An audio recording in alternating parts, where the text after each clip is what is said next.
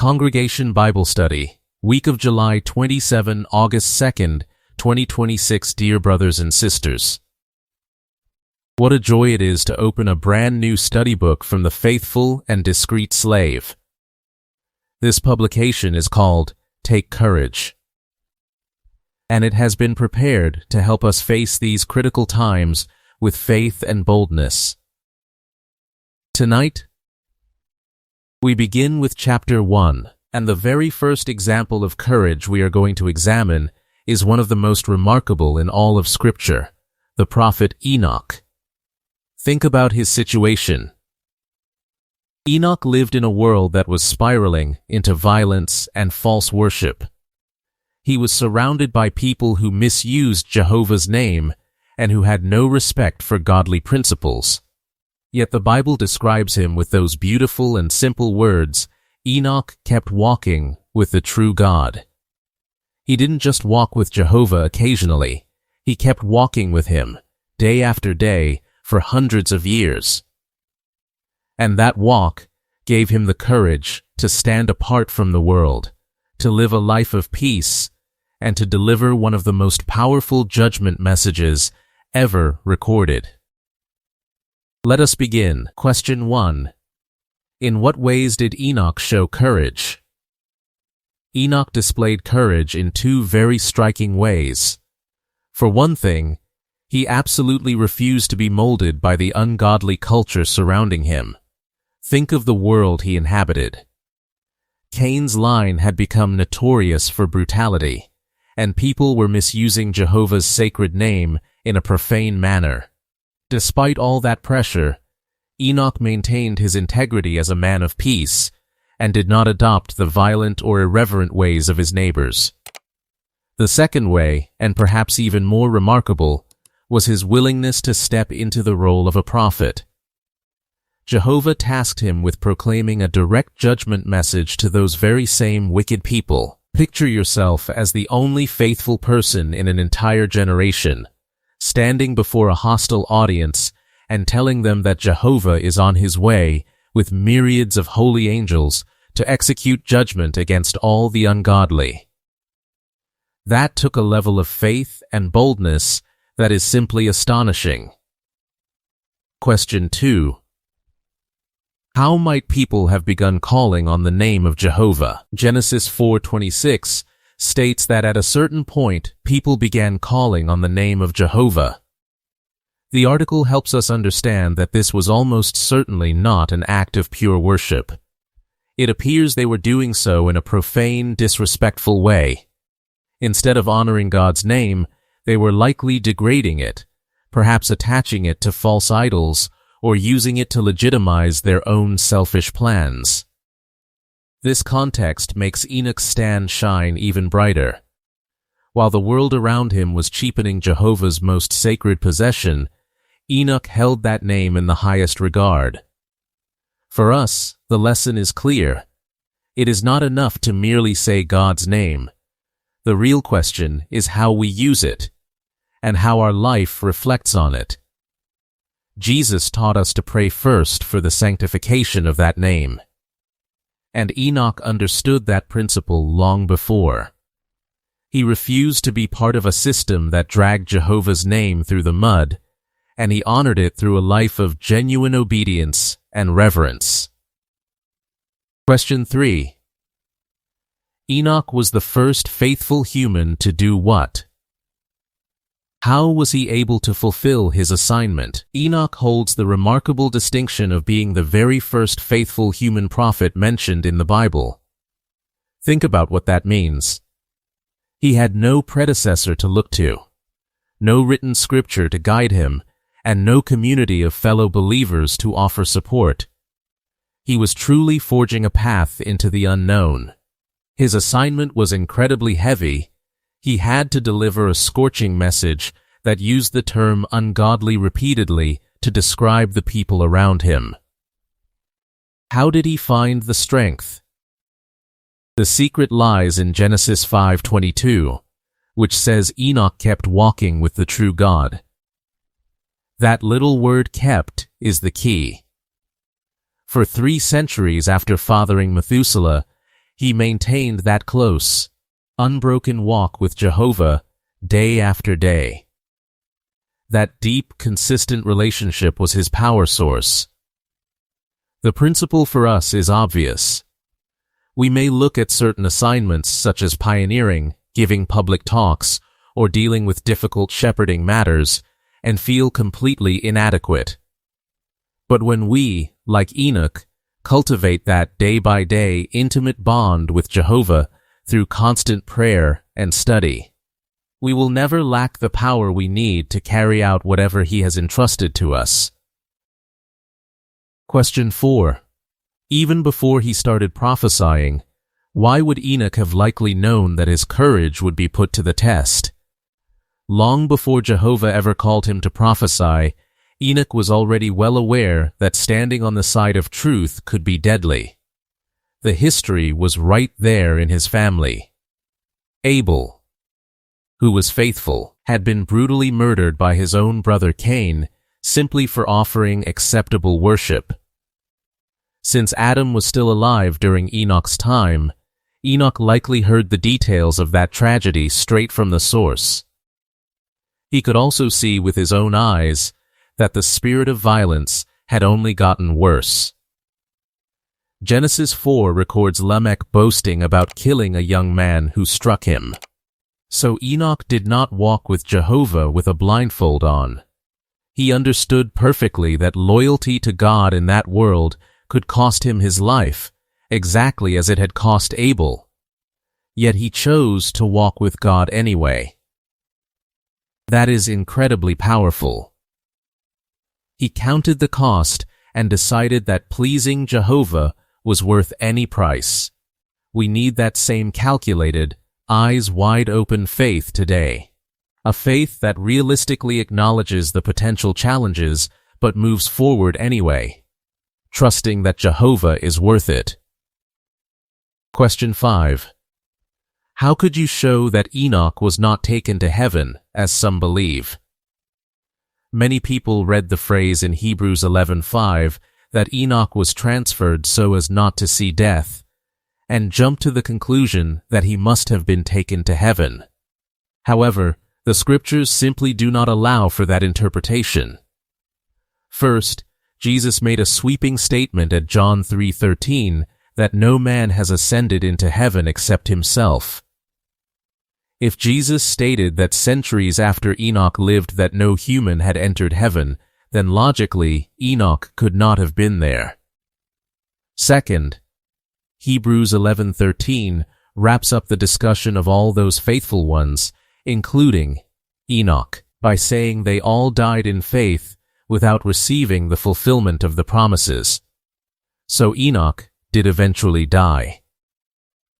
Third, the phrase God took him in Genesis 5:24 does not imply a heavenly ascension. It describes a gentle, peaceful passing.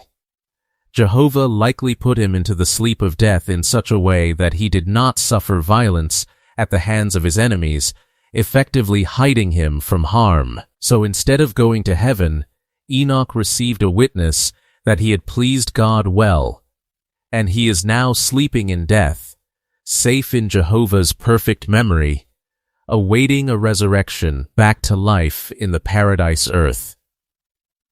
That is a far more scripturally sound and beautiful hope. Question 6. When might we especially need courage to preach? Based on Enoch's example, what can help us? There are many scenarios where our need for courage spikes sharply. It might be when we are speaking to an angry householder, when we face legal restrictions on our work, when we have to witness to intimidating workmates or schoolmates, or simply when we are battling our own feelings of shyness. In all these moments, Enoch's example points to the same solution: our walk with Jehovah. Enoch didn't just visit God occasionally, he walked with him. The text says he kept walking with the true God for 300 years. That consistent, long-term relationship was the fountain of his courage. When we are diligent about our daily Bible reading, when we pour our hearts out to Jehovah in prayer, and when we stay active in the ministry alongside the congregation, we tap into that same power. We also have a tremendous advantage that Enoch did not have. He seems to have stood alone, but we have a global brotherhood standing shoulder to shoulder with us.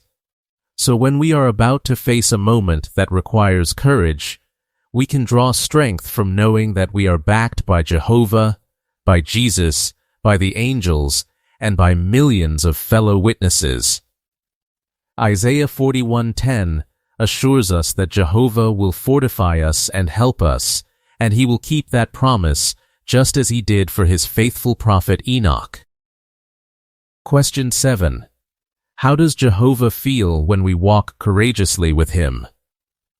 Hebrews 11:5 gives us the moving answer. Before Enoch was taken, he received the witness that he had pleased God well. Let those words sink in. The almighty ruler of the universe looked down upon this one man walking through a wicked world and felt genuine pleasure. This tells us that Jehovah is not a passive observer. He is an emotionally invested father who delights in his children's loyalty. The article even raises the beautiful possibility that Jehovah may have given Enoch a vision of the coming paradise as a personal gift, a moment of sheer joy and reassurance before his earthly journey ended. This shows Jehovah's warm, generous heart. Every day that we choose integrity over compromise, every time we speak up when we could have stayed silent, we bring joy to our Father's heart. Zephaniah 3:17 describes him exulting over his people with joy. If Enoch brought Jehovah that kind of happiness through his daily walk, we can do the same. One day, we too hope to receive that most precious of all witnesses, the knowledge that we have pleased our God well. Question 8. How might you imitate Enoch's courage in your life? We can imitate Enoch in very tangible ways. First, we must actively refuse to be squeezed into the world's mold. The pressure to adopt the world's thinking is immense, coming through media, entertainment, and social circles. But like Enoch, we can decide each day to stand apart and remain spiritually distinct. Romans 12:2 urges us to stop being molded by this system, and that is a courageous daily choice. Second, we can imitate Enoch by boldly fulfilling our ministry. We have a message to deliver, and sometimes delivering it is frightening. Whether it is sharing a scripture with a family member who opposes us or speaking up in a classroom, we can channel Enoch's spirit. The key is maintaining that close walk with Jehovah through personal study and prayer. Courage is not about having a naturally bold personality. It is about leaning on Jehovah so completely that he becomes our strength. When we do these things consistently, we are walking in the footsteps of Enoch. Question 9. What does this account teach me about Jehovah? Enoch's story is a gold mine of insight into Jehovah's personality. First, we see that Jehovah is the God who notices individuals. Amid all the noise and violence of a degenerate world, his eyes rested on one man who loved him. 2 Chronicles 16:9 says Jehovah's eyes rove about looking for those whose hearts are complete toward him, and Enoch was living proof. Second, we see Jehovah as a protector. When Enoch's life was apparently threatened by the ungodly, Jehovah did not abandon him to a violent death. He personally intervened, transferring him peacefully to the sleep of death. Psalm 116:15 tells us how precious the death of his loyal ones is to Jehovah, and he demonstrated that preciousness by sparing Enoch from suffering. Third, and most touchingly, we see Jehovah as the rewarder. Hebrews 11:6 says he becomes the rewarder of those who seek him. He did not let Enoch close his eyes without knowing his life had been a success. The assurance that he had pleased God well was the most profound reward imaginable. This proves that Jehovah is not a cold judge, but a warm Father who treasures our faithfulness. Finally, the account proves Jehovah never forgets. Enoch has been asleep for millennia, but he is still alive in God's memory, awaiting the paradise earth. Not one of our acts of faith is ever forgotten by him. Question 10. How does this account tie in with Jehovah's purposes? This account is deeply woven into the outworking of Jehovah's grand purpose. Right after the rebellion in Eden, Jehovah set forth the prophecy of Genesis 3:15, promising a seed that would crush Satan and undo all the damage. Enoch's ministry was a powerful early confirmation of that purpose. His prophecy, recorded in Jude, announced that Jehovah would come with his holy myriads to execute judgment against all the ungodly. This was not just a warning for his own day, it pointed forward to the ultimate day of reckoning at Armageddon and the complete vindication of Jehovah's sovereignty. Enoch was one of the very first links in the long chain of faithful prophets who kept the promise alive. Moreover, his story ties directly into the resurrection hope. Enoch is resting in the grave, but he is secure in Jehovah's limitless memory. His future life in the paradise earth is guaranteed by God's purpose. The resurrection hope mentioned at Acts 24:15 applies directly to him. One day, Enoch will awaken to a world free of the ungodliness he once condemned, a world ruled by the kingdom he effectively proclaimed. His story assures us that Jehovah's purpose never derails, and that every faithful life contributes to its ultimate fulfillment. Question 11. What would I like to ask Enoch in the resurrection? If I had the opportunity to sit with Enoch in the paradise, I would have 1,000 questions. I would be deeply interested in understanding how he endured the crushing loneliness of being the only man walking with Jehovah in his time. We sometimes feel isolated in our modern environment, but Enoch stood completely alone for 3 centuries. I would ask him, what sustained you? How did Jehovah make his presence so real to you that you never gave up? I would also be fascinated to hear about the moment he delivered the prophecy of Jude 14 and 15. I would ask, did your voice shake?